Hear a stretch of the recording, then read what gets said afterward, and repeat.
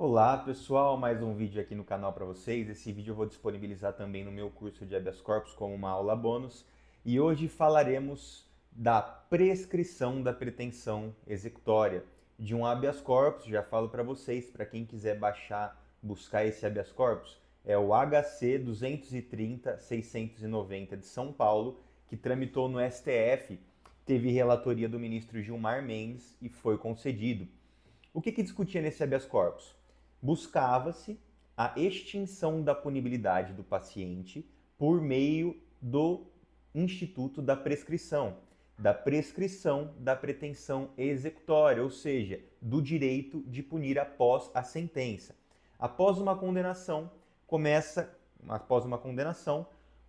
o prazo de prescrição da pretensão executória, que é o prazo que o Estado tem de conseguir capturar esse indivíduo e aplicar a respectiva pena. E o que acontece, pessoal?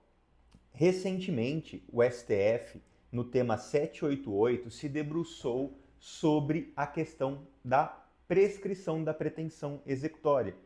Porque antes existia o entendimento, pela literalidade da lei, de que iniciava-se o lapso prescricional após o trânsito em julgado para acusação. O que isso quer dizer?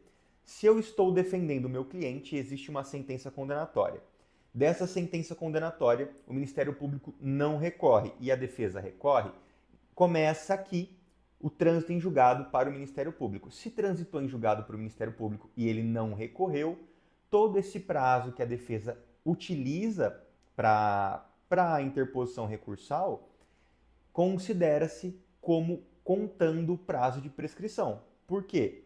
O entendimento anterior à definição do tema 788 era que a prescrição da pretensão executória começava após o trânsito em julgado para acusação e não para ambas as partes. Era esse o entendimento. Pois bem, mas o STJ definia, né? Ele sedimentou o entendimento de que a prescrição iniciava com o trânsito em julgado para acusação, mas no meio de o STF decidir julgar o tema 788, que versa justamente sobre esse assunto, o STJ alterou seu posicionamento devido a um voto de um ministro do STF e começou a entender que a prescrição iniciava-se a partir do trânsito em julgado para as duas partes, tanto pela defesa quanto pela acusação, e não mais só a contar do trânsito em julgado da acusação.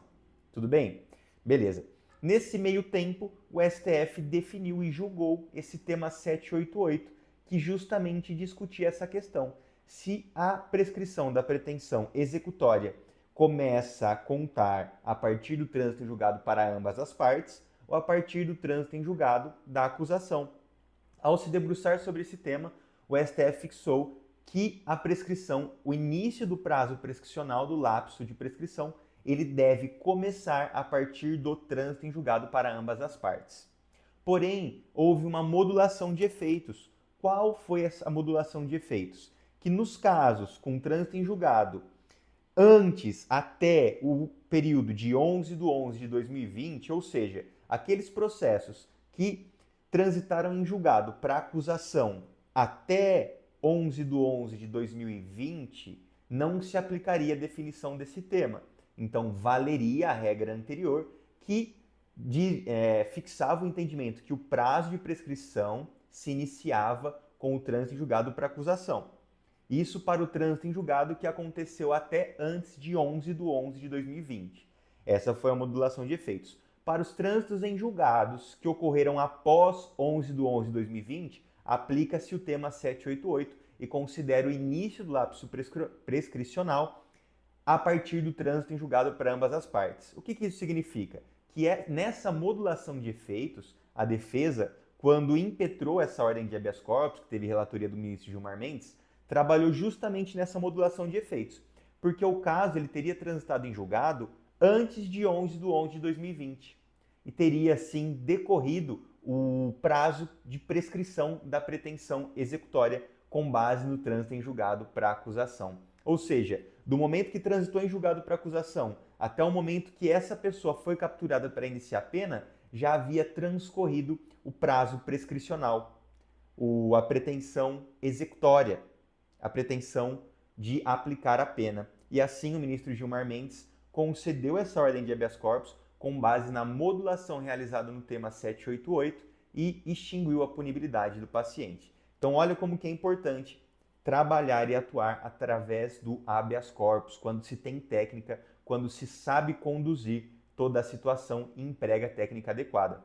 Anotem aí, habeas corpus 230-690 de São Paulo, tramitou no STF, relatoria do ministro Gilmar Mendes. Para quem quiser estudar, é um excelente tema e que pode inclusive se aplicar no seu caso. Se você tem um caso que transitou em julgado antes de 11 de 11 de 2020 e o seu cliente demorou para ser capturado, demorou para ser preso, verifique se no seu caso específico existe a possibilidade de subir um habeas corpus e pedir a prescrição da pretensão executória com base na modulação dos efeitos realizada no tema 788 do STF. Espero que esse vídeo tenha contribuído, tenha auxiliado. Se você gostou, se inscreva no canal, curte esse vídeo e compartilha. Valeu, um abraço!